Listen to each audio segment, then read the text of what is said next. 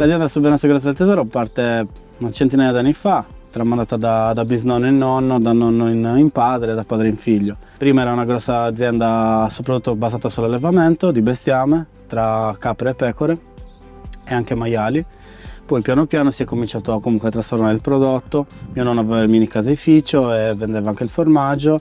Anche noi abbiamo continuato questa tradizione cercando di innovare comunque sia fare dei progetti. Per quanto riguarda i progetti ci ha aiutato tantissimo il Galsulcis, che avendo degli stabili già presenti però ci ha dato una mano per restaurarli e poterci fare delle trasformazioni. Infatti adesso dal latte trasformiamo il formaggio, dal formaggio facciamo i ravioli.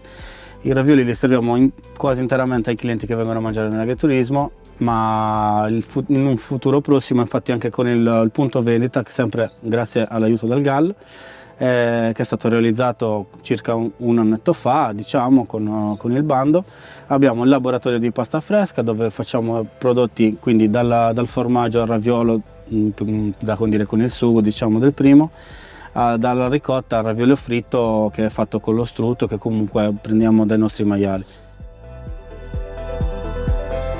Il Galsulcis ha avuto un ruolo molto importante in questi progetti perché comunque sia non basta che crede anche noi giovani che comunque invece che andare via, andare sotto le dipendenze, cerchiamo di crearci delle attività. Loro ci incentivano, ci danno un supporto soprattutto anche morale perché comunque con tutte queste figure che ci lavorano sono sempre disponibili, li puoi chiamare a tutte le ore, guarda che è un problema, come lo risolvo, me lo risolvi, mi aiuta a risolverlo, sono tutte cose che comunque loro ti spianano la strada, ti presenti alla banca col nome GAL e automaticamente non dico che te l'accettano ma te l'accetta.